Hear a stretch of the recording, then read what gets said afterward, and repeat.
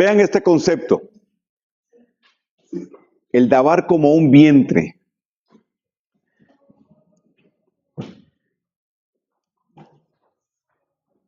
Ah, no, todavía no. No, el dabar como un agente de transición. Estoy leyendo la filmina que sigue. Como un agente de transición. Le voy a dar 4 características de la palabra, basado en la parábola del sembrador. ¿Recuerdan la parábola del sembrador, verdad? Ok. En la parábola del sembrador hay 3 campos que matan la semilla, pero hay uno que es fértil y que produce. Y dice que produce al 30, al 60 y al 100 por uno. Es decir, agrícolamente lo que están planteando es que una semilla puede producir 30, puede producir 60 o puede producir 100 con una semilla. Obviamente, la parábola es una metáfora. Entonces, Yeshua le explica a los discípulos, después, ya por la noche, qué es lo que significa la parábola. Entonces, la semilla es la palabra y la buena tierra es el corazón. Entonces, dependiendo de esa semilla va a producir al 30, va a producir al 60 o va a producir al 100. Eso va a depender, entonces, según la metáfora, del corazón. Va a depender del corazón. Ok, entonces, la palabra revelada es la que va a producir, la que va a generar, de acuerdo al corazón en la vida de la persona. Entonces, lo primero, la primera característica de la palabra es fructificar. La palabra está diseñada para generar fruto. Cuando llega a la tierra, va a producir fruto.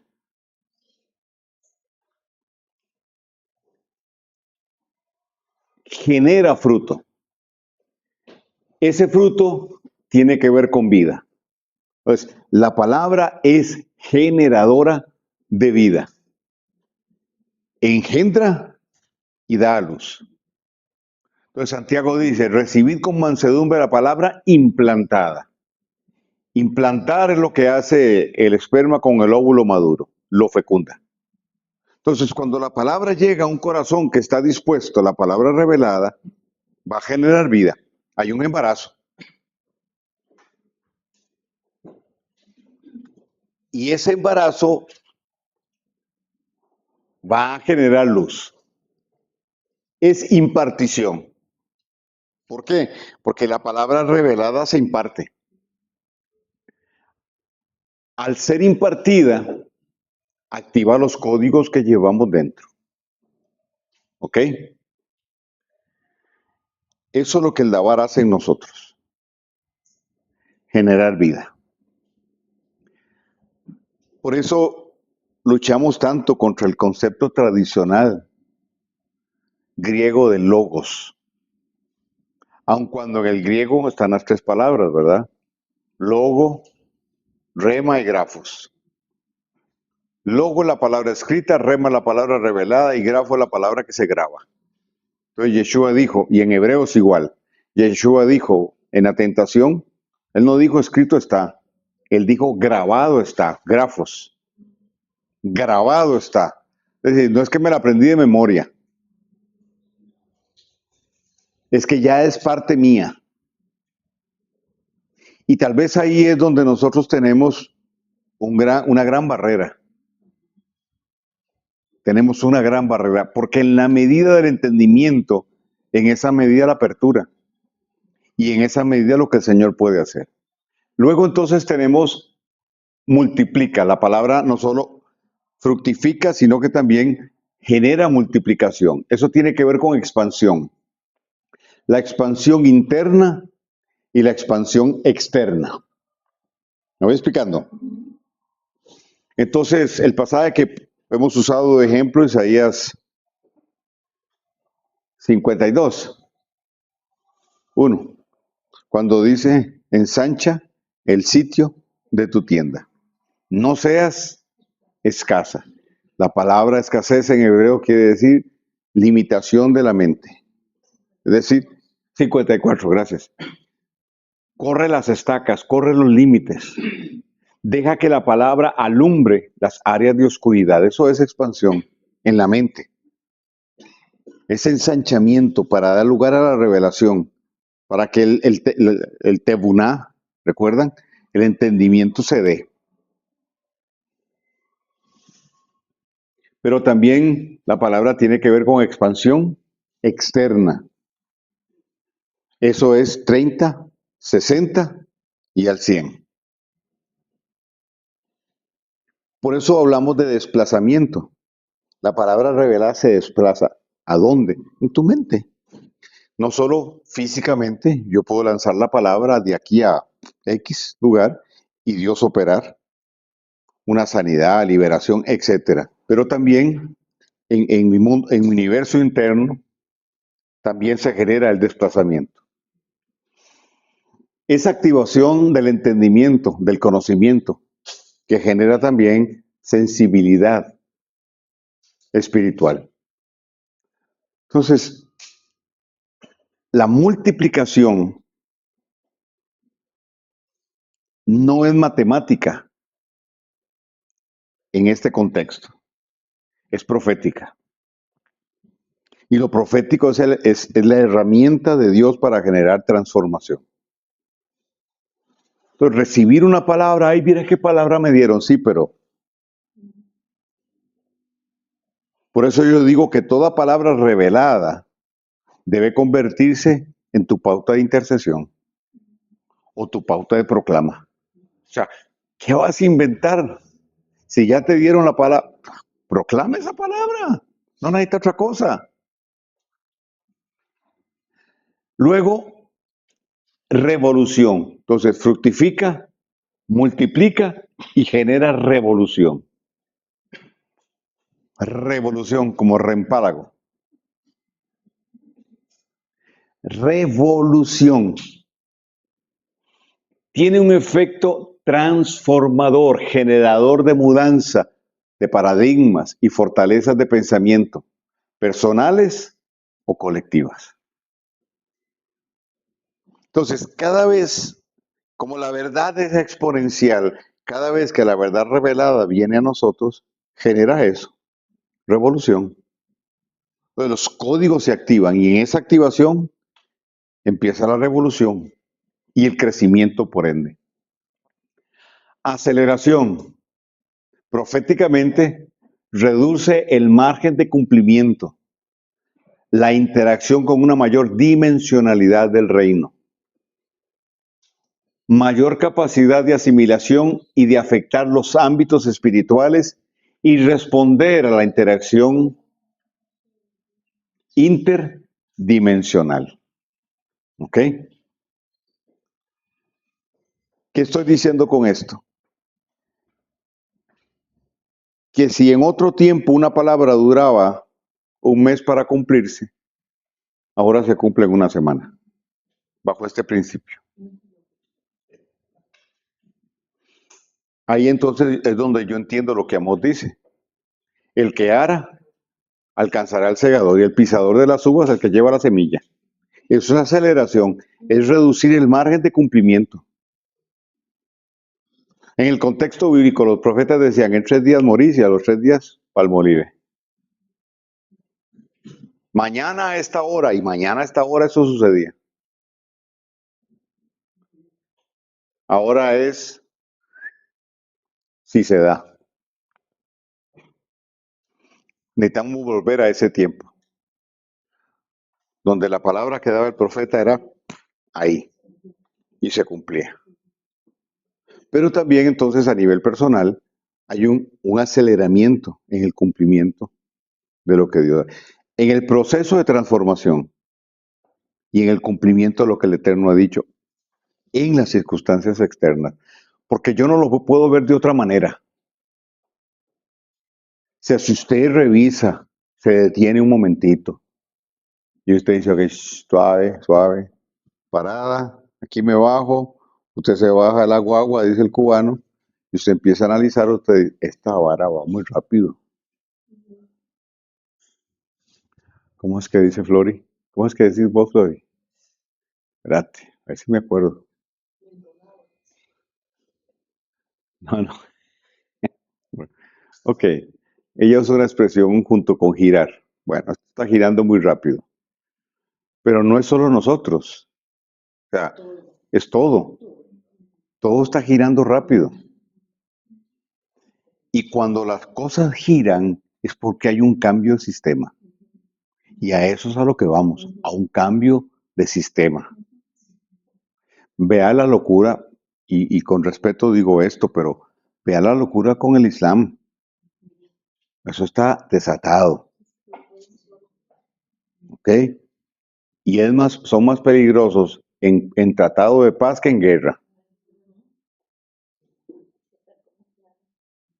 Entonces, esto, la economía, esto rapidísimo, va muy, muy, pero muy rápido. Entonces, vuelvo y repito, toda verdad es paralela.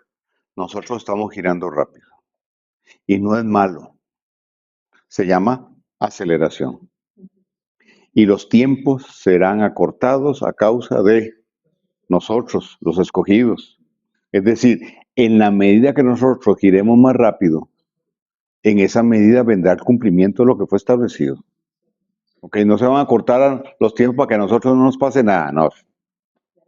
No, no. Van a ser acortados los tiempos por causa de que hay un remanente que está alineado con el tiempo profético del Eterno, punto. Y girando a la velocidad que Él quiere.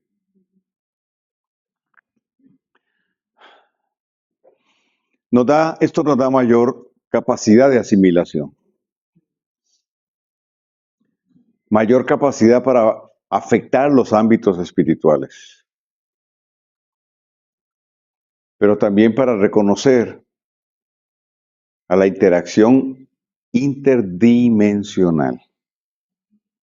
Es decir, poder nosotros interaccionar de forma clara, entendible y natural, si se quiere, con otra dimensión.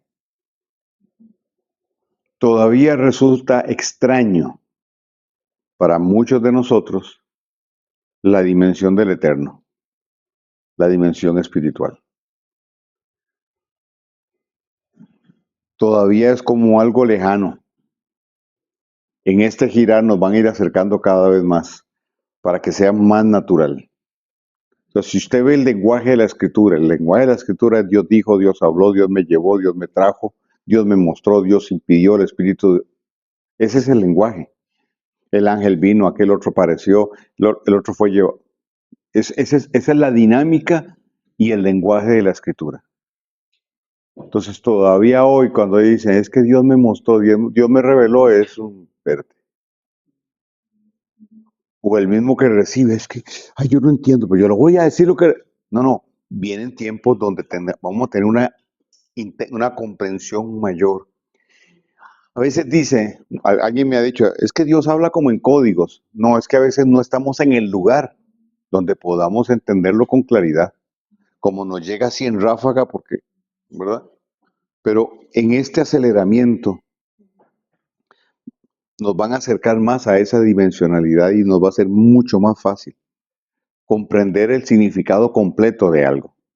Obviamente entonces los sueños van a cambiar, las revelaciones van a cambiar, va a ser más profundo, más claro, más entendible y por ende entonces más fácil de darlo, entregarlo o hacer lo que tengamos que hacer con eso. ¿Todo por qué? Porque la nube se movió.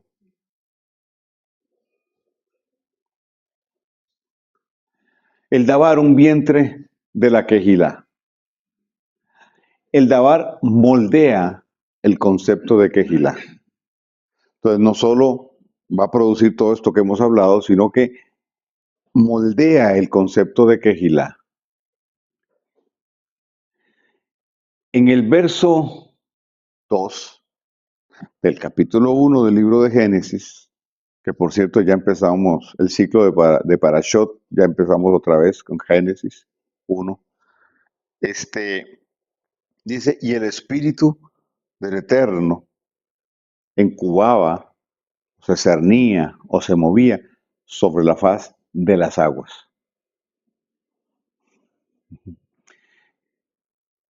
Incubar es dar forma según un diseño. El Espíritu de Dios se estaba moviendo sobre aquel tohu, babohu y Hoshea, sobre aquel desorden, aquel vacío y el gobierno de las tinieblas. El Espíritu de Dios se estaba moviendo. ¿Para qué? Para establecer la ley de la restauración de todas las cosas de la que Pablo nos habla en el capítulo 3 del libro de Hechos. Hasta que todas las cosas sean restauradas, conforme fue dicho por sus siervos los profetas, dijo Pedro en aquel momento. Entonces, el Espíritu de Dios se cernía, se movía, incubaba. ¿Para qué? Para dar forma, para ajustar aquello que había perdido su forma, su diseño, sus códigos de gobierno y operaba en tinieblas, empezar a darle la forma correcta, establecer los códigos de gobierno correctos, eliminar el vacío y establecer el gobierno de la luz. Eso es. ¿Eso cómo? A través de la palabra. Entonces, si la palabra fue hablada por el Eterno, el Creador no creado, y creó todo, esa misma palabra es la que el Espíritu de Dios usa para volver a su forma natural, original lo que lo perdió. Esa comprensión la necesitamos, esa revelación la necesitamos. Somos parte de un mover del Espíritu de Dios que tiene como objetivo llevar las cosas a su estado original. Y si la creación gime esperando la manifestación de nosotros y nosotros estamos behind the tree, detrás del palo de la religión, entonces vea lo que está pasando. Estamos. Conceptos contrarios. Iglesia, básicamente, plantea un concepto segregacional, parroquial. Aunque le duela a quien le duela, es parroquial. Y sin compromiso, por diseño de origen y por esencia de su creador. Es decir, Hasatán es división, no es unión. Hasatán es anti-diseño, es anti-Cristo, es anti-todo. Es un diseño contrario a lo que el Eterno estableció. Entonces, ¿qué es lo que el Señor hace? Lo que el Señor hace es incubar a través de su palabra, por la guía del Espíritu, para tomar lo que perdió forma, llevarlo a su forma de origen. Ese es el proceso en el que estamos. Entonces no es yo voy, me dejo llevar.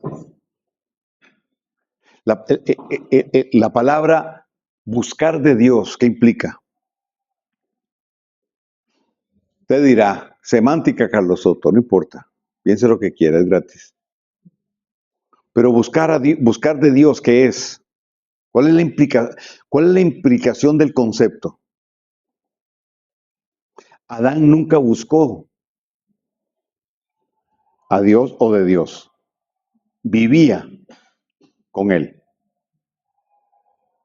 La eterna presencia.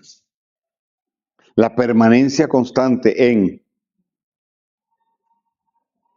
Después de la caída, él tuvo que salir a buscar. Porque ya no estaba vinculado a. Si la idea es buscar hacia afuera, está mal. Yo busco adentro. Pero no busco para encontrar. Lo que busco es alinearme integralmente con esa presencia. Eso es. No es que estoy desconectado. Es que mis sentidos naturales no están enfocados en eso. Entonces, mi consciente no tiene fruto, ¿cierto? Porque yo no me desvinculo, a menos que el Espíritu de Dios salga, deje de ser el tabernáculo y ya no sea más hijo. Pero como sí lo soy, como eso no cambia, aunque mi mente ande en tangamandapio, aunque mi trabajo me tenga ocupado, aunque, ¿entiendes? El vínculo no sé qué, el neshama sigue ahí. Lo que no soy es consciente de. Claro, en la medida que soy consciente y involucro mi ser integral, el beneficio es mayor, por supuesto que sí, pero no busco en ese sentido. Digo, no busco en el otro sentido, sino en este. Opera bajo el concepto de grupo, sin pacto.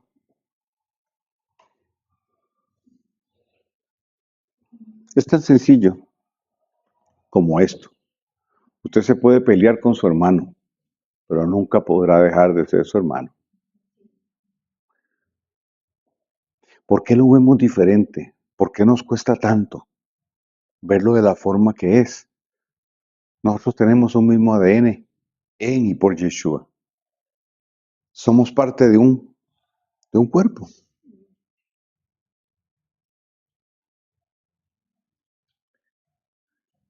Entonces, ¿cómo yo me salgo de una expresión del cuerpo de Yeshua? ¿Cómo me salgo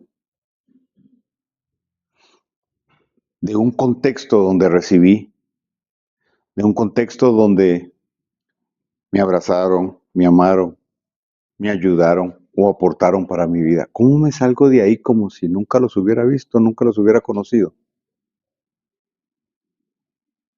¿Cómo rompo ese vínculo?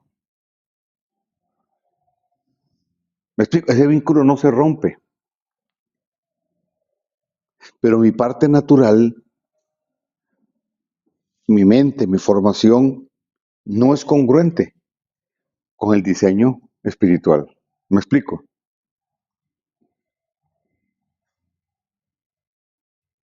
Entonces, si yo paso a formar parte de algo donde yo entiendo, Dios me involucró,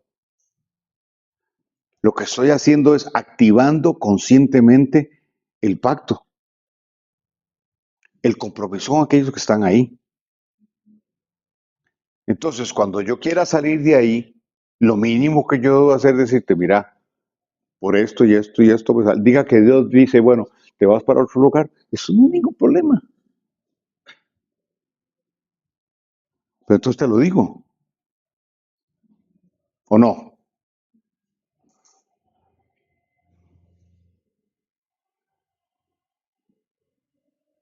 Sí, eso duele.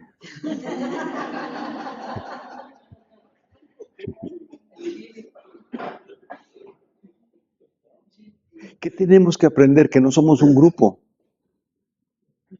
somos una comunidad. Estamos entrelazados en un pacto.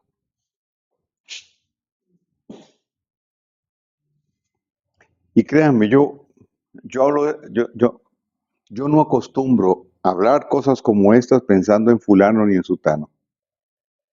Yo simplemente trato de ver las experiencias y sacar el mejor provecho para la enseñanza, para la formación. Si yo tengo un compromiso con vos y estamos caminando juntos, lo menos que yo puedo hacer es decirte, mira, hasta aquí caminamos. Muchas gracias, pura vida, todo bien. Pero sí, pero si yo no metí mi corazón de pacto en las relaciones, es un grupo. Ya no me conviene, jalo. Y no le explico a nadie. Así como cuando van de alcohólicos anónimos, a neuróticos anónimos, a esas terapias grupales, no, ya no voy a volver más. Porque ya es que ya no me sirve, ya lo que están hablando ya. No es así. O sea, si Dios te dijo, entra a ese lugar, pues empiece a interaccionar con la gente de ese lugar, adquiera un compromiso y empápese de qué es, de para dónde van. Así entiendo yo que es. Entonces vos pensás hacia afuera, no hacia adentro, en qué puedo aportar. Y obviamente Dios y ese mismo entorno van a aportar a mi vida. Pero entonces yo tengo que aprender a valorar qué es lo que recibo. Y diferencias, claro que tenemos, montones. Y roces, los vamos a tener. Mire, si usted viviera solo en la montaña, solo, así, solo, como dice el borrachito, solitico, usted tendría bronca con usted mismo.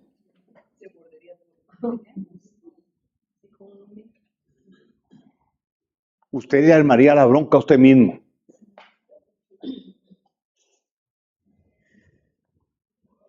Pero aquí hay un aspecto que quiero mencionar. Como vivimos en una sociedad donde se enfatiza el no, siempre vemos lo negativo y no lo positivo. Y lo mínimo que podemos hacer por justicia es tener un balance entre lo negativo y lo positivo. ¿Ok? Rápido le digo, también hay niveles de relaciones. Yo no me relaciono igual con todo el mundo. Por empatía, por infinidad, un montón de cosas. Pero es que tampoco va. Hay quienes tienen su gracia y quienes no la tienen. Hay unos son buenos para una cosa, otros son buenos para otra. Como dijo Paola, ¿dónde está Olguita? No vino Olguita, que es la que abraza. ¿Entiende? Valorar las cosas positivas es lo que nos ayuda a manejar las negativas. Pero entonces no podemos entrar y salir de contextos como estos como si fuera un grupo. No, no es un grupo. Somos una comunidad de creyentes y hay una asignación. Y si usted dice, me salgo, cerciórese de que Dios le está diciendo que se salga porque hay otra asignación que Él tiene para su vida. Y si eso es así, ningún problema. ¿Entienden? Pero si va a salir, no salga por la puerta de atrás. Porque nosotros abrimos la del frente para que entrara. No se sale por la puerta de atrás.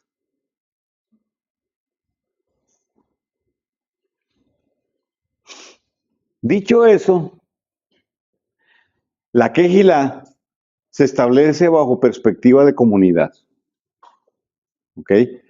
Bajo una expresión de cultura, porque es lo que somos, y ciudadanía del reino. Es decir, somos ciudadanos del reino y nuestra dinámica de vida, nuestra cultura, expresa la vida, los principios, los valores del reino. Así de sencillo. Con los altos y con los bajos. Con lo positivo y con lo negativo. Operamos bajo un pacto, el cual se afirma en la Torá y el sacrificio de Yeshua, el cual nos dio una identidad. La unidad se alimenta de la unanimidad. Y esta no depende de lo físico, sino de operar bajo la misma frecuencia o en la misma frecuencia en la cual la verdad revelada nos introduce. La verdad revelada es la que genera el vínculo espiritual, la sintonía. ¿Ok? Ahí no me importa lo que usted piense, ni a usted le importa lo que yo pienso. ¿Entiende? Ese vínculo es lo más importante, porque a partir de ahí entendemos lo que tenemos que hacer juntos. Punto. Ay, es que pensamos diferente. Bueno, si usted está esperando a que pensemos igual para caminar, nos vamos a convertir en estatuas de sal, esperando.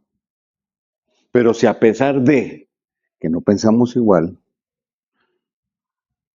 podemos caminar, ok, eso es unanimidad. Es estar en la misma frecuencia, en la misma sintonía, viendo lo mismo.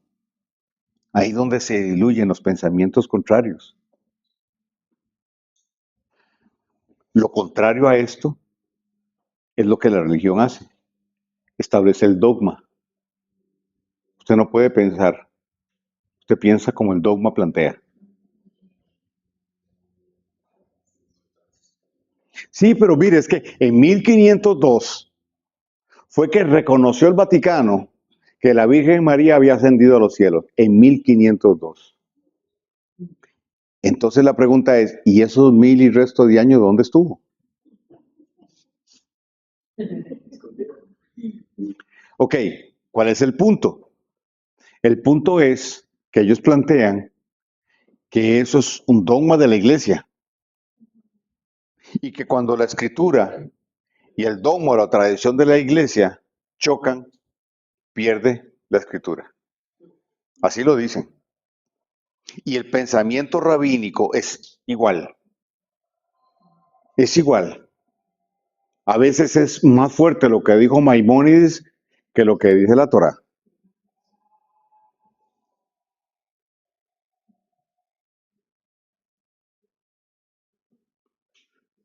Porque en todos lados se cuecen habas. Pero lo importante es qué es lo que Dios nos está diciendo. Porque la unanimidad nace de ahí. Entonces, no es un tema físico, sino es operar bajo la misma frecuencia. ¿Qué es lo que hace la verdad revelada?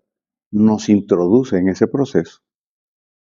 Entonces, la transición en este momento es ser afirmados en una verdad que nos fue revelada, para poner un sello a un proceso que armoniza mi universo interior y me prepara para poder enfrentar lo que viene. Pero yo no lo puedo hacer solo. Entonces el Eterno trabaja en la colectividad. Nos afirma, afirma nuestras relaciones. Pero cuando la nube se mueve, sale a luz lo que realmente hay en el corazón. Sale a luz las intenciones. Y el problema no es equivocarse. Créame, el problema no es ese. El problema es no corregir. Ahí es donde está el problema. No hacer los ajustes. Y hay un tiempo para hacer los ajustes. Pues yo no lo voy a determinar. Pero estamos en eso, ¿o no? Y momentos como estos nos sirven para reflexionar en cosas que ya sabemos, pero también ubicarlas dentro de un contexto. O sea, nosotros no podemos transitar por la vida como cualquier hijo vecino. Porque allá afuera hay mucha gente que medita, que saca su tiempo, que corrige, que le gusta analizarse y tiene la humildad para reconocer y pedir perdón incluso. Nosotros deberíamos ir un paso más allá de eso. Lo que nosotros hacemos, no lo hacemos para nosotros, lo hacemos para un propósito, para asignación que Él nos dio, para beneficiar a otros, no es para quedármelo en casa.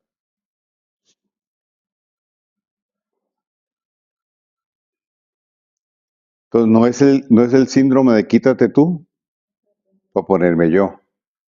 Venga, pégueme su hombro para que podamos.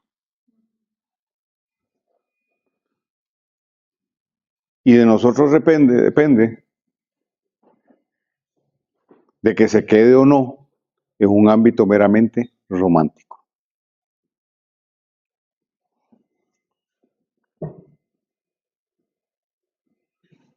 Ahora vea, Efesios 4:15.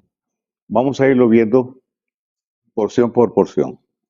Dice, esta expresión ascendió, que significa, perdón, esta es una versión, ¿ok? La versión del jubileo. Entonces, así está el texto. Esta expresión ascendió, hablando de Yeshua, ¿qué significa? Sino que él también había descendido a las profundidades de la tierra. El que descendió es también el mismo que ascendió mucho más arriba de todos los cielos para poder llenarlo todo. Él dio a algunos, ¿quién lo dio? Yeshua. El ser apóstoles, a otros profetas, a otros evangelistas, a otros pastores y maestros, a fin de capacitar a los santos para la obra del ministerio, no para que se sienten bien, no, es para la obra. Eso es todo. Para la obra del ministerio, para la edificación del cuerpo de Yeshua. Y luego dice, hasta. Ese hasta es el que no entienden los cabezones, que dicen que no hay apóstoles, que no hay profetas hoy. Ese hasta es concluyente, tiene que ver con tiempo, define. ¿Hasta cuándo? Hasta que lleguemos. Lo vamos a ver en la próxima, pero lo menciono desde ahora. Este hasta nos da la pauta de la vigencia de los 5 oficios como tales. Y no la locura esta de aceptar a solo los pastores y los evangelistas, pero los otros 3 no. No se acepta pastores, maestros y evangelistas, pero apóstoles y profetas no. Y entonces, ¿cómo es el asunto? Bueno, la palabra hasta establece un límite de tiempo. Y en este contexto plantea que la vigencia de los oficios será hasta que alcancemos estatura y madurez. ¿Ya sucedió? ¿Ya alcanzamos esa estatura? Entonces hay apóstoles y profetas y todos los demás. Punto. Sencillo para mí. La función de los oficios es activar los códigos proféticos y proyectar en la visión del reino, generando unidad y unanimidad. Entonces son un instrumento del Dabar y utilizan a su vez el Dabar como el medio. Entonces, si no tienes sustancia revelada, no vas a activar nada. Ese es mi punto. No activas nada. Si no estás activado, no activas. No vas a impartir lo que no tenés. Inclusive podría no entenderlo y activártelo. Te lo imparto y te activo. Porque la sustancia está. Ya mi código fue activado, entonces yo puedo ser un instrumento por esa asignación para hacerlo. Porque esa asignación lleva una capacitación, tiene que ver con autoridad, que me legaliza para poder hacerlo. Yeshua dijo, yo me voy, pero le dejo mi talidad. Ahí está, tomen. Un manto de apóstol, si quieren llamarle manto. Es mi capacitación. Es mi esencia manifestada en esos 5 oficios, si lo queremos ver de esa manera también. Entonces, yo le delego a usted para que usted lo haga con ellos. Que los introduzca en la sintonía a través de la unanimidad.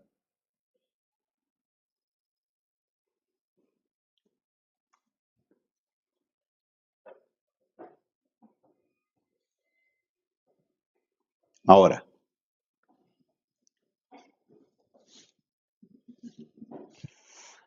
hasta que todos lleguemos a la unidad de la fe. O sea, y del conocimiento pleno del Hijo de Dios. ¿Hasta cuándo van a desaparecer los oficios? Hasta que lleguemos ahí. Y ahí no hemos llegado, hasta donde entiendo yo. A la condición de un hombre maduro. ¿Quiénes? Todos. Everybody. Rock your body. ¿Se da cuenta que Yeshua no está, aun cuando el Padre no ve una masa, nos ve individualmente en un sentido en cuanto a la relación personal, pero en cuanto al propósito, Él nos ve juntos, Él nos ve a todos.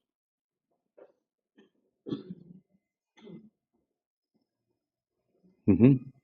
Entonces, la vigencia de los oficios hasta que alcancemos la unidad de la fe. Una fe en común, una fe colectiva en relación a la obra del ministerio y del conocimiento de Yeshua.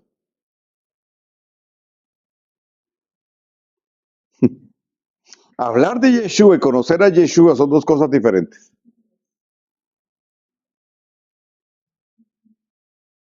Si yo tengo revelación de quién es Yeshua más allá de lo que hizo en el madero, entonces voy a entender el reino.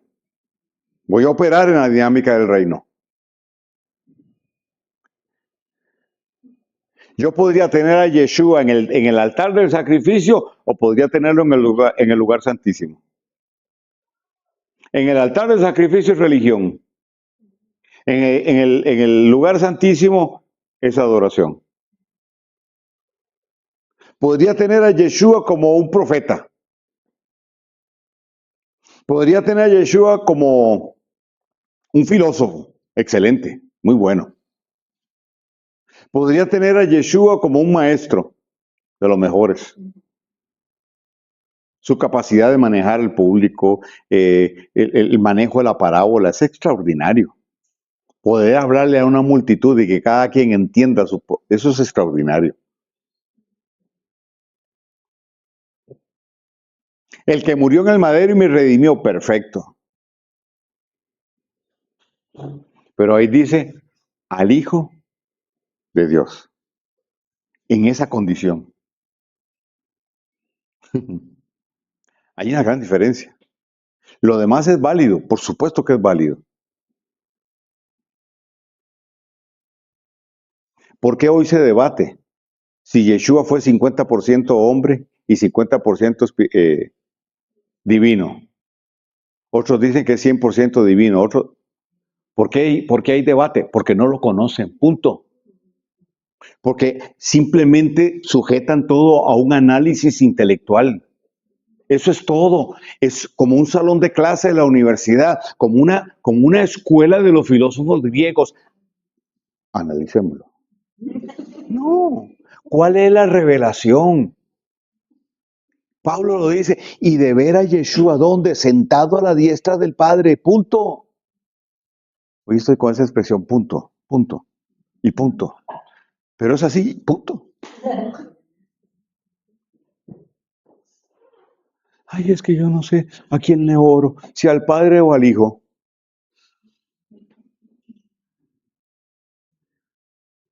Entonces el otro que cree que, no, que Yeshua es Dios, punto, ya. Resuelto el tema, 100% divino, tomó forma de hombre, pero vuelve, pero ya él regresó y está sentado a la diestra del Padre y entonces, baileme ese trompo en esta uña.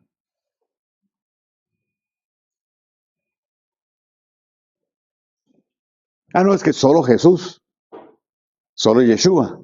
Entonces no hay Padre, no, Yeshua es el Padre. Ah. Entonces, ¿por qué Yeshua dice que al Padre nadie lo ha visto? Porque si fuera él, heme aquí, pero no.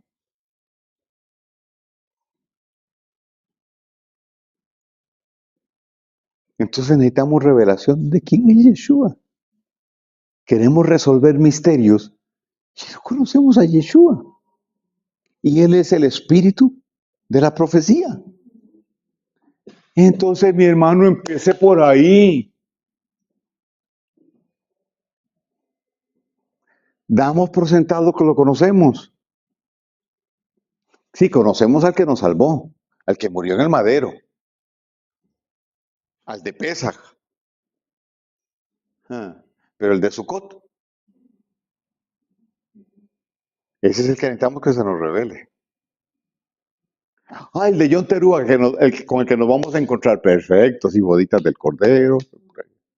El de Yom Kippur, claro, el macho cabrío que va al sumo sacerdote. Pero el de Sucot. ese necesitamos que se nos revele. Porque entonces cuando eso se nos revele, entendemos que somos todos en Él.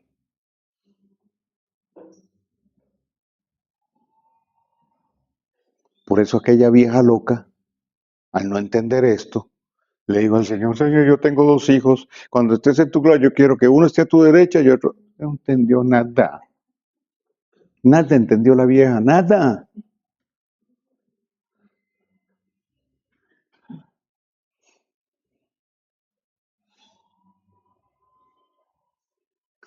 Entonces el padre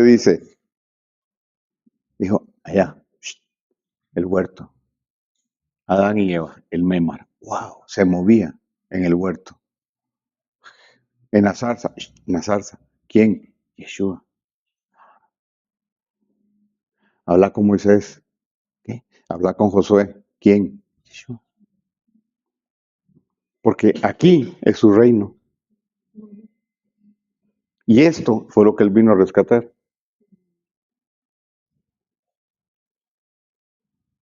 Fue al madero y estableció un juicio para recobrar legalmente.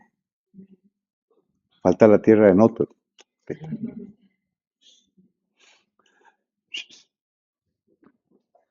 Entonces, una fe en común, una fe colectiva en relación a la obra del ministerio y del conocimiento de Yeshua. Ese entendimiento de una verdad y no diferentes pensamientos y criterios. Como un hombre debemos alcanzar madurez. Y cuando digo hombre, hablo genéricamente, ¿verdad? Para que no me salgan los todes y las todas y los todos. El lenguaje bíblico es así, dice hombre genéricamente. Existe el término genérico que abarca ella, él. Nada más. Sin que me oigan. Como un solo debemos tener esto. Esa madurez es colectiva. Entonces nos presenta el Eterno como si fuéramos un hombre y que alcancemos madurez. Ah, tercera de Juan 2. Amado, yo deseo que tengas salud, que seas prosperado en todas las cosas y que tengas salud así como prospera. Pero eso tiene que ver conmigo, ¿no? Amado, tu salud integral dependerá de tu vínculo con el cuerpo del Señor. Y si hay algo que no está alineado, tienes que alinearlo. No lo digo yo, lo dice el Señor. Palabra de Dios, te alabamos, Señor.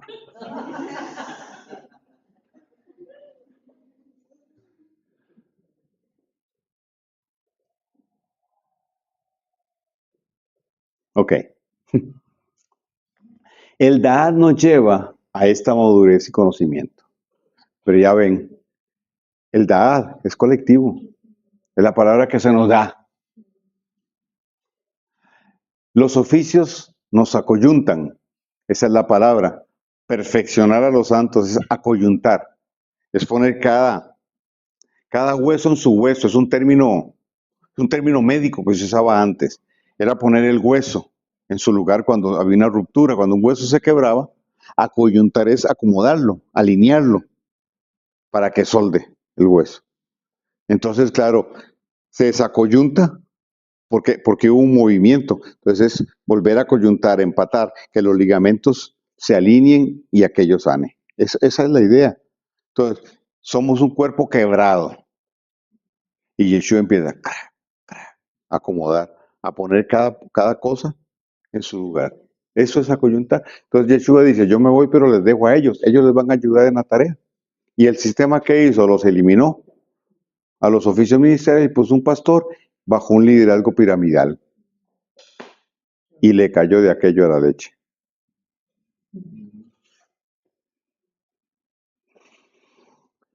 nos ubican en el cuerpo y en nuestra función. No es la dinámica de una iglesia, concepto tradicional, sino la de una yeshiva.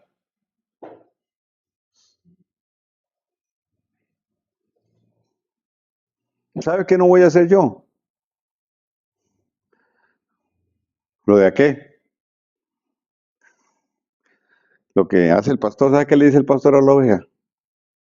Ven aquí, que quiero organizar tu vida.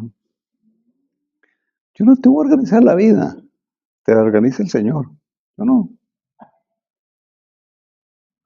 Lo que usted no pudo resolver con Dios, yo no se lo voy a poder resolver. Yo no soy psicólogo. Si usted tiene un queme, tiene que buscar un psicólogo o un psiquiatra. Yo no soy ni psicólogo ni psiquiatra. Si es un demonio, perfecto. Pero cuando hay un demonio que genera trastorno, el trastorno está. Olvídese. Te saca el demonio, pero la mancha queda. Y es como la de plátano. Cuesta sacarla. ¿Me explico bien? Yo te puedo ayudar y con mucho gusto lo hago, hasta donde me lo permitas. Pero yo sabré hasta dónde puedo llegar y después de ahí yo trataré de no meterme donde Dios está trabajando. Esa parte no es fácil, créame que no es fácil, pero yo la intento. Por eso yo no creo en la consejería. Yo no te voy a decir a vos lo que vas a hacer, lo que tenés que hacer. Mm, mm. Usted decide con Dios. Mire, usted decide con Dios. Usted toma su decisión y se hace responsable de su decisión.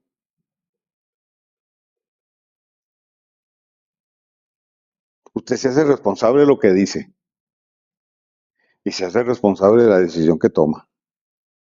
Nada más. A mí no me echen ese muerto. Yo no cargo con eso. Ay, es que él me aconseja. Nada, su decisión, no la mía. Yo le puedo ayudar. Bueno, veamos esto aquí, veamos esto aquí. Si la cosa está muy ruda, pues entonces va. Oremos, ayuné, si es el caso. En la dinámica de iglesia es otra la cosa. Usted va a hacer lo que el pastor le dice.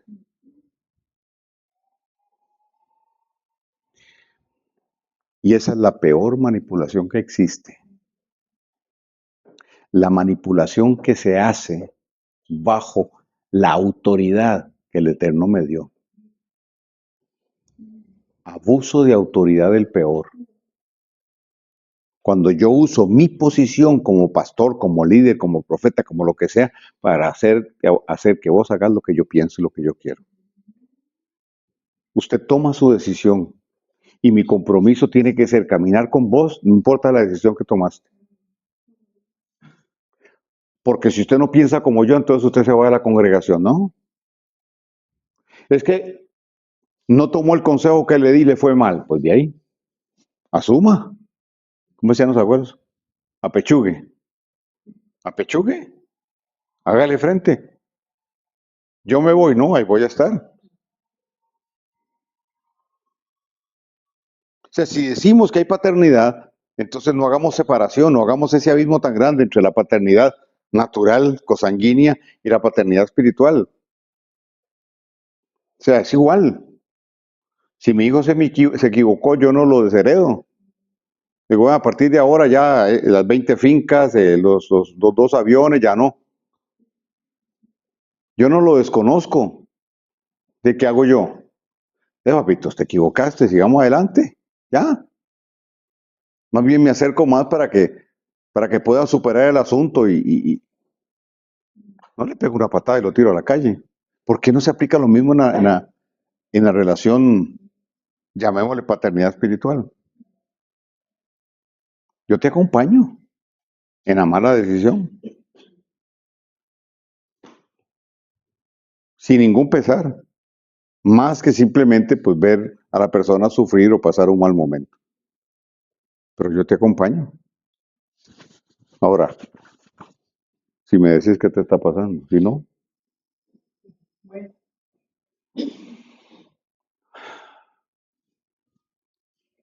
Porque si yo fuera divino, tendría un puestazo allá afuera.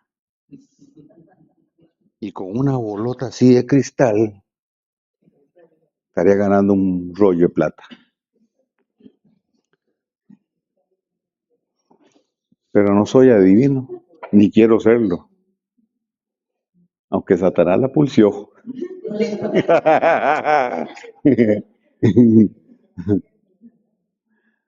Ok, somos una yeshiva. Y yo creo que es el diseño del Eterno. La yeshiva es la herramienta para forjar las casas paternas.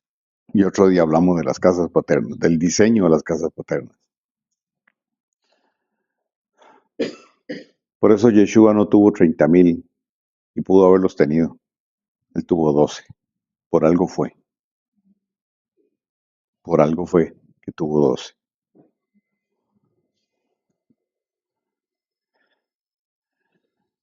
Para que ya no seamos niños, ¿qué? Sacudidos, ¿por qué? Por las olas. O sea, la meta es ser un hombre maduro. Pero luchamos contra qué? Contra niñerías. Para que ya no seamos niños sacudidos por olas. ¿Cuáles olas? Estados emocionales que afectan las relaciones y lesionan el trabajo en equipo. No lo digo yo, lo dice Pablo. Olas, ¿por qué? Porque dice que el hombre fluctuante es como la ola del mar que viene y va. Esas son las emociones. Si somos guiados por emociones, vamos a estar aquí, después aquí, aquí y aquí. Y a algunos se les crea un patrón y se vuelven bipolares.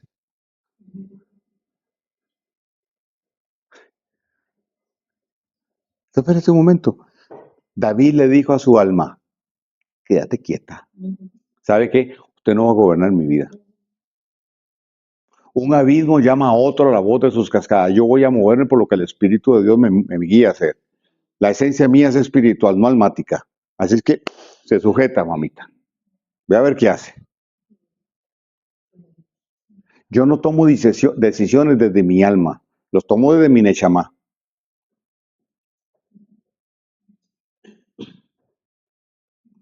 Entonces yo he aprendido que no tomo decisiones enojado. No tomo decisiones deprimido. No tomo decisiones con dudas. Y sobre todo, no busco salidas, sino soluciones permanentes. No le pongo parche viejo al vestido nuevo.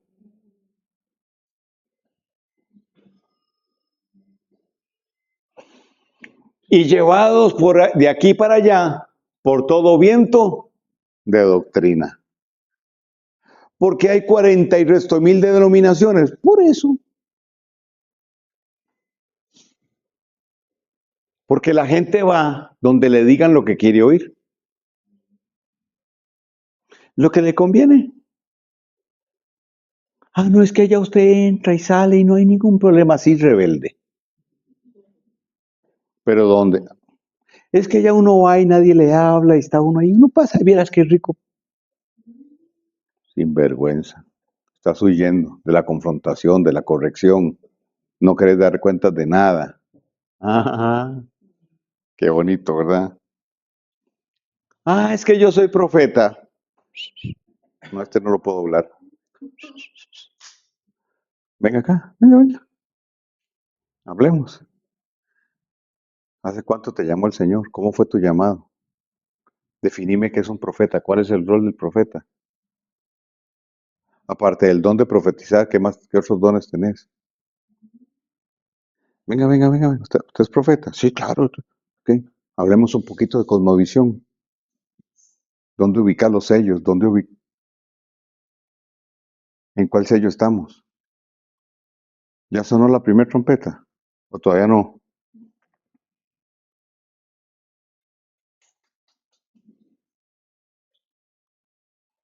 ¿O usted cree que es profeta solo porque usa el don de profecía? No. Se equivocó. Es que yo estoy aprendiendo. Mejor vaya a una buena escuela.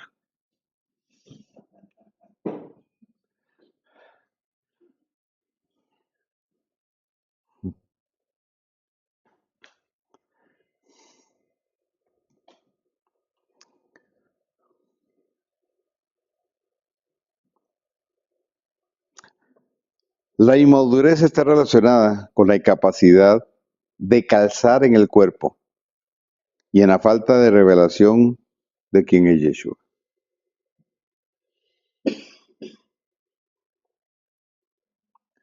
¿Qué son las olas? Emociones. La ola viene y va. En una persona, eso tiene que ver con inconstancia. Entonces reacciono, armo el plumero sin, ¿verdad? Ninguna alusión de ningún tipo. Armo el plumero y después jalo. Y cuando ya me fui para allá, a la reconchinchina, me di cuenta que le embarré. Cuando ya bajan las emociones, metí las dos hasta el fondo. Pero no existe la madurez, la capacidad de humildad para devolverme y decir, disculpe, me equivoqué, pido perdón. No, me quedo allá con mi orgullo, pero allá no está la nube. ¿Me entiende? Es que no es el lugar, es la actitud. No es que aquí sea lo mejor, es que si es aquí donde tenés que estar es lo mejor. Punto. Así, sencillo. Esto no es lo mejor, pero si Dios te dijo es aquí, esto es lo mejor. Entonces tenemos que ser consecuentes con. Cuando damos más importancia a lo emocional o sentimental que a lo espiritual, somos removidos de nuestra posición. Cada vez que Dios nos da una palabra revelada y yo me paro ahí, aunque mi alma grite, llore, patalee, tarde o temprano se alinea mi alma con mi espíritu y mi mente. Y ahí es entonces donde la fe triunfa. ¿Me explico? Y de ahí yo no me voy a mover porque Dios lo dijo. Y si me venís a decir otra cosa, aquí yo estoy parado en esto. Porque esto es lo que me sustenta. Esto es lo que me alimenta. Si yo tengo una palabra revelada de Dios, es todo lo que yo necesito. Es todo lo que yo necesito.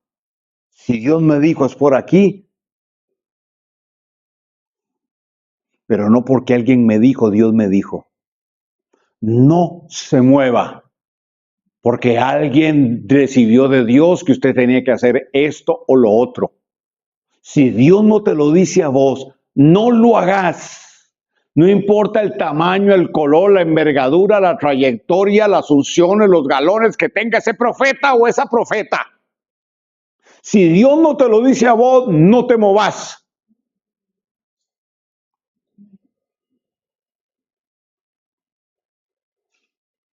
Una vez yo estaba enseñando y una atrevida me interrumpió en la predicación. Me dijo, Señor, me muestra que tenés que ir a Haití. Que Él te va a mandar de misionero a Haití. Digo, ok. ¿Y cuándo se va? Me dijo ella, atrevida. Le digo, cuando Dios me lo diga a mí. Y déjame predicar. Ah, sí. Voy a ir a Haití ahí porque ella me dijo. Y a la salida me confrontó y me dijo, usted no obedece a la palabra de Dios. Le digo, ¿cuánto va a aportar para el pasaje?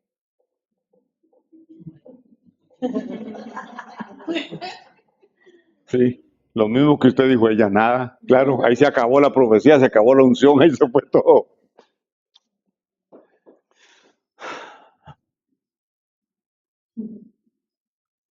Vean, hermano, la falsa profecía siempre te va a amarrar con algo que trunque tu propósito. Siempre.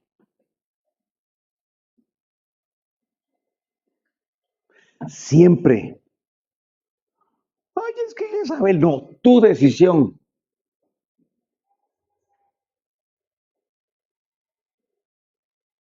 ¿Por qué tantas malas parejas hay? Porque se oyó la voz de Jezabel y el consejo de Aitofel, y no la de Dios. Porque siempre te saca del propósito. Siempre. Miren, y se da uno cuenta, y este que está aquí lo ha vivido, hasta tiempo después. Y que lo llora uno, lo llora. Porque daña a gente que no querés dañar. Entonces mejor atienda bien, pese bien, y póngase delante del Eterno y no tome decisiones rápidas, ligeras. Siéntese, pese el asunto. Y póngale señales al Señor, porque Él dijo que una profecía debe ser confirmada en boca de 2 o 3 profetas más, pero no la hermanita, no el primito, no, gente afuera. Mira la palabra que nos trajo una persona de allá, de Maracaibo, mi amor. Mira la palabra confirmando nuestro matrimonio, pero es impresionante, porque vio a Olguita, vio una persona y era arreglándose las uñas y dice, ay, qué lindo, mira el color. Ella en el sueño dice, mira el color, es el color de un matrimonio, es el color ¿cómo se llama? De la novia. Y era exactamente, yo le pasé una foto de las uñas de Olguita, y era exactamente igual. Y otras cosas más que confirmaron. Dios siempre confirma, siempre.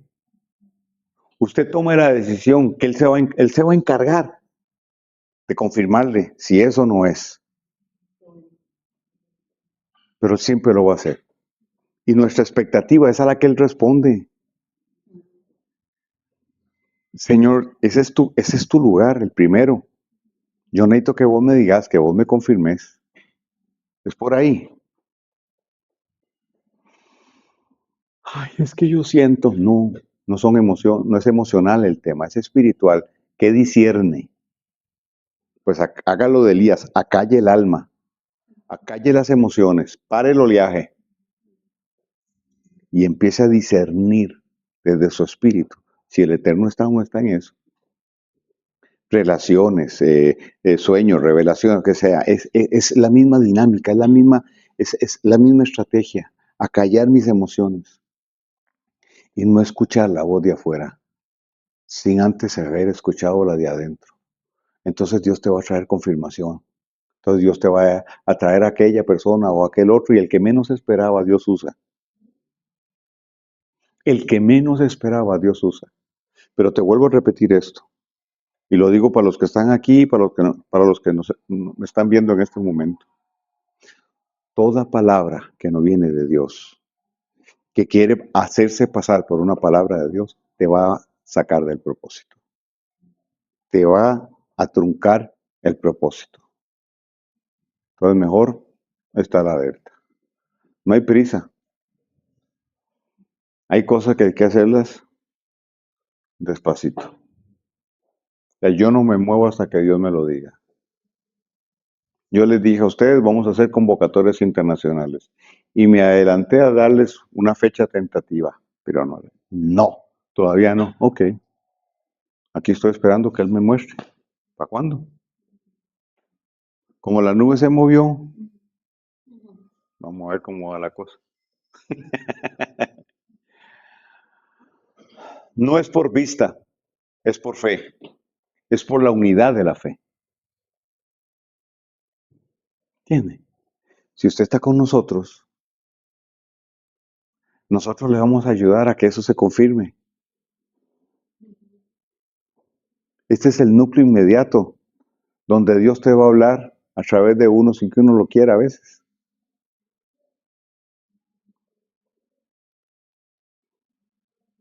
¿Cuántas palabras, sueños han circulado entre nosotros?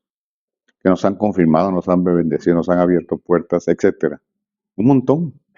No se hacen públicas porque se da en la dinámica nuestra. Ay, es que soñé con vos, es que Dios me mostró esto, es que doctrinas de hombres y también demoníacas. Lo que nos divide son doctrinas o la incapacidad de manejar nuestras diferencias. That's it, digo el gringo. Nos dividen doctrinas o la incapacidad de manejar relaciones. Dígame otra cosa que nos divida. La división no invalida el pacto, pero sí lo lesiona y obstaculiza los beneficios del pacto.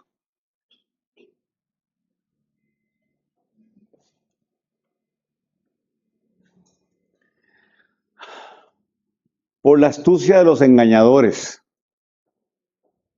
Están siguiendo el pasaje, ¿verdad? Por las artimañas engañosas del error. Buscan afectar la madurez del hombre o del cuerpo. La estrategia está dirigida a fragmentar el cuerpo de Yeshua.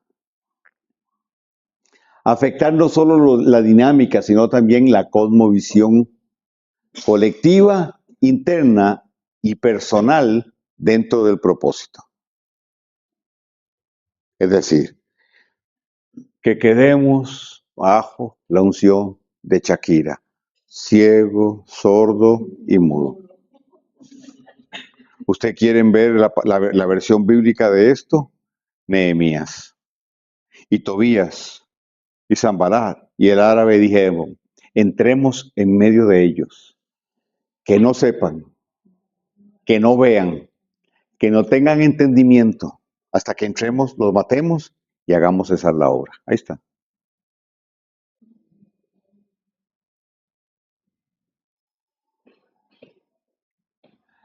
El error plantea un modo de pensar y de actuar contrario a la verdad. Entonces, el error plantea un modo de pensar. No es lo que usted piense, es lo que el Señor dijo. ¿Me explico? Y con base en eso piense.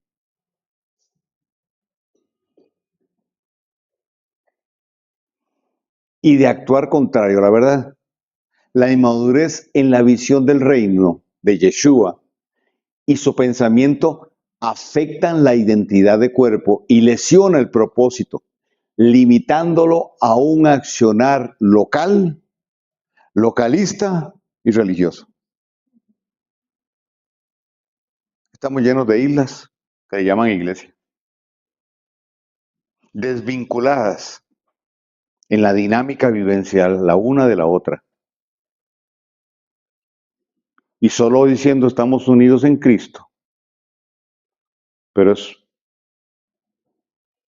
pura retórica romántica, porque la unidad se demuestra.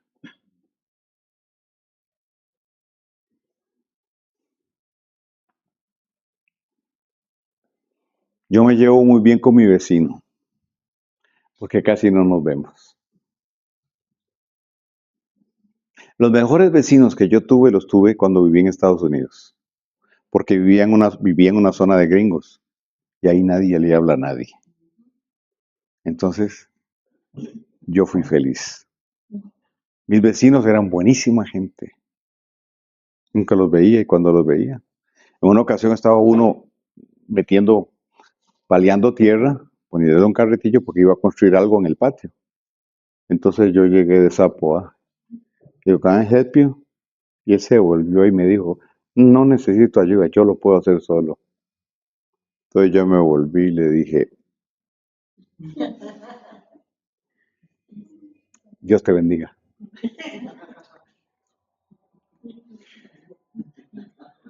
O sea, nosotros los latinos somos así, ¿verdad? Sí, sí. Yo te ayudo, tranquilo. Yo paro el carro para ayudarle a empujar el carro a alguien que se le varó. Todavía somos así. Pero allá la vara no es así. Ahí estaba, aquí sudando chorros a casi 100 grados de temperatura Fahrenheit, ahí paleando. Y yo sentado ahí tomándome un refresquito afuera, en el porche, y viéndolo. A ver en qué momento me pide ayuda. Dijo, bueno, claro, él me la devolvió, ¿verdad?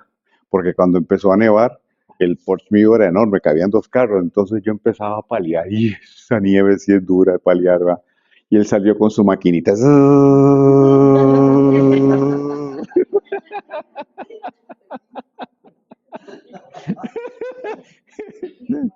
bien, está pura vida. Dale, dale. Que al principio yo dije, paliar nieve, eso debe ser un vacilón. Sí, va. Ay, bueno, termino con esto.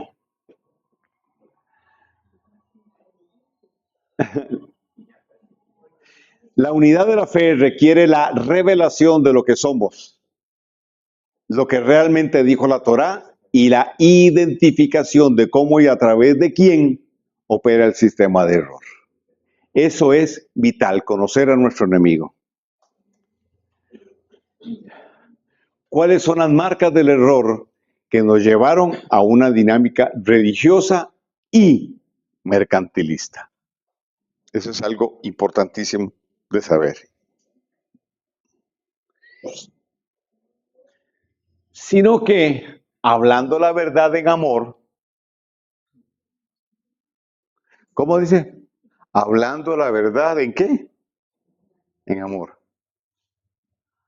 Crezcamos en todos los aspectos en aquel que es la cabeza, es decir, Yeshua, de quien todo el cuerpo, estando bien ajustado y unido por la cohesión que las coyunturas proveen, conforme al funcionamiento adecuado de cada miembro, produce el crecimiento del cuerpo para su propia edificación en amor. Bonita esa versión, ¿verdad? Crecer en todos los aspectos es crecer integralmente como un equipo y como seres individuales. Hablar la verdad en amor requiere el proceso de cambio interno, de una visión de quién soy y quién es aquel con quien camino. Requiere la revelación del amor y de aquel que me lo ha modelado de forma perfecta, Yeshua. La verdad es el camino que Yeshua recorrió cumpliendo la Torá y el propósito.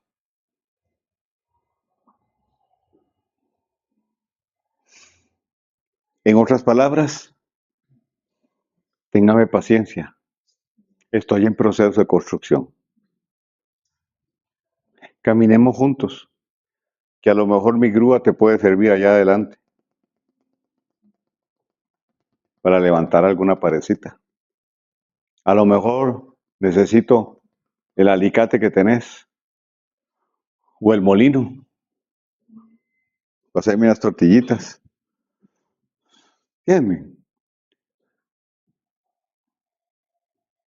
que, es, que esta enseñanza nos permita, uno, tener una revelación mayor de Yeshua y dos, nos permita vernos entre nosotros de forma diferente. No excusando lo que está mal, pero sí determinados a, por eso, no lesionar el pacto. ¿Estoy bien? Sí. Ok, gracias. Ya me aprobaron, ya. Vale, estoy listo. Yo aprendí algo. Yo no salgo corriendo cuando la cosa se pone difícil. Ni la diferencia con alguien me hace huir. Me hará huir del propósito. Porque a veces, huyendo de una situación, puedo salirme de la nube. Y eso yo no lo quiero. Yo confío en el Eterno. Una persona muy sabia me dijo una vez, a las relaciones hay que darles tiempo.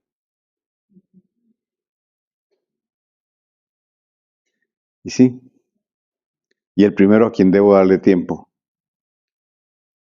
es al que veo en el espejo todos los días. Porque es con quien más mal me relaciono. Entonces no puedo esperar relacionarme bien con alguien si yo conmigo mismo todavía ando a las... La próxima clase para ayudar en esto. Vamos a hablar de la anatomía del ser desde la perspectiva de las raíces hebreas. O sea, cómo estamos compuestos y cómo opera cada parte. Vamos a hablar de la diferencia entre la mente y el corazón. Y vamos a ver cómo la mente justifica los deseos engañosos del corazón. Los argumentos de la mente son los que hacen que mis decisiones se basen en lo que el corazón quiere. Y no siempre lo que el corazón quiere está alineado con lo que Dios quiere.